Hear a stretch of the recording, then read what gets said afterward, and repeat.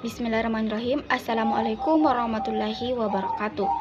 Sebelumnya perkenalkan, nama saya Tira Purnamasari dari Prodi 20 PGMI 1 semester 3. Di sini saya selaku kelompok pertama akan membahas mengenai dasar-dasar ekologi. Sebelumnya mengenai pengertian ekologi. Ekologi secara etimologis, ekologi berasal dari bahasa Yunani yaitu oikos dan logos, di mana oikos berarti rumah dan atau habitat. Sedangkan logos berarti ilmu pengetahuan. Jadi kita dapat menarik kesimpulan bahwa ekologi ialah cabang ilmu pengetahuan yang mempelajari tentang rumah atau habitat. Coba perhatikan gambar pohon di atas. Mengapa? Karena pohon juga dapat dijadikan sebagai rumah bagi burung. Nah, ilmu yang mempelajari tentang hubungan timbal balik antara makhluk hidup dengan lingkungannya ialah ekologi. Mungkin itu saja penyampaian materi dari saya. Lebih dan kurangnya mohon dimaafkan. Selanjutnya pemaparan materi akan dilanjutkan oleh rekan kelompok saya. Wassalamualaikum warahmatullahi wabarakatuh. Bismillahirrahmanirrahim. Assalamualaikum warahmatullahi wabarakatuh.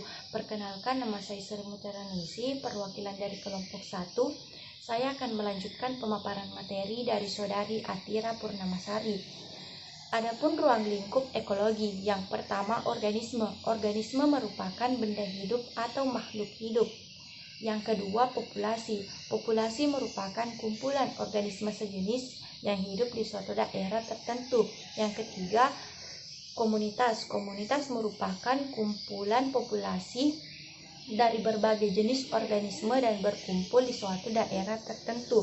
Yang keempat ekosistem. Ekosistem merupakan hubungan timbal balik antara makhluk hidup dengan lingkungan sekitarnya, baik itu makhluk hidup ataupun makhluk yang tidak hidup, sehingga membentuk sistem ekologi. Yang kelima biosfer.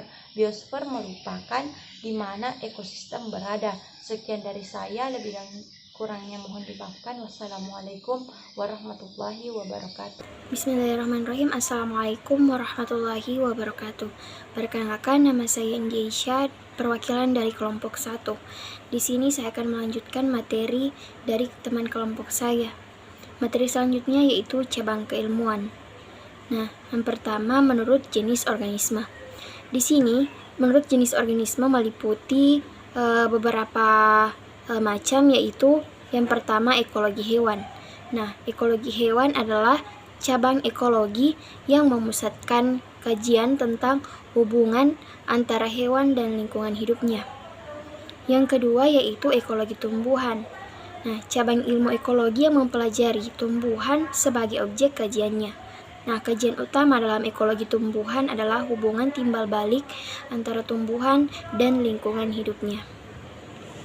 Selanjutnya yaitu ekologi manusia, cabang ilmu ekologi yang memperhatikan latar belakang dan latar belakang budaya manusia. Nah, aspek yang dipelajari pada ekologi manusia mencakup aspek ekonomi, sosiologi, politik, dan budaya. Cukup sekian dari saya, lebih dan kurangnya mohon dimaafkan. Selanjutnya saya serahkan kepada teman kelompok saya. Bismillahirrahmanirrahim. Saya akan melanjutkan materi dari Saudari Andesha mengenai cabang keilmuan. Adapun yang kedua yaitu menurut jenis lingkungan, yaitu ekologi hutan pantai. Hutan pantai tidak terpengaruh oleh iklim lingkungan di sekitarnya dan memiliki tanah kering yang mengandung pasir, batu karang ataupun dengan lempung. Tanaman hanya tumbuh di bagian tanah pantai yang rendah pantai dan pepohonannya terkadang penuh dengan epifit. Jenis epifit pada hutan yaitu tumbuh, paku, dan anggrek. Cabang keilmuan yang ketiga yaitu menurut lingkup interaksi organisme. Ekologi yang ditinjau dari segi lingkungan dapat dibedakan menjadi dua, yaitu ekologi tumbuhan dan ekologi hewan. Kajian kedua jenis ekologi ini berkaitan tentang spesies dan komunitas. Kajian ekologi terhadap spesies disebut dengan autekologi, sedangkan kajian tentang komunitas disebut sinekologi. Autokologi hanya membahas interaksi antara satu jenis organisme dengan lingkungan fisiknya tanpa memperhitungkan kehadiran organisme lain di dalam habitat yang sama. Sedangkan sinokologi membahas tentang interaksi antara suatu organisme dengan organisme lain. Bismillah, saya Indah Agustina. Saya akan membacakan materi tentang manfaat ekologi. Manfaat ekologi yang pertama, mempermudah proses pemahaman terhadap perilaku makhluk hidup.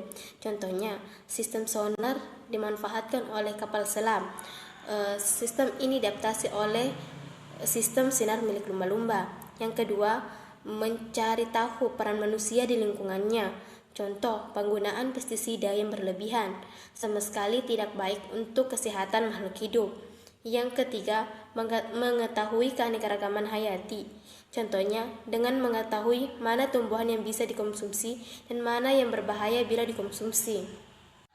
Dan keempat, memanfaatkan sumber daya alam secara lebih bijak.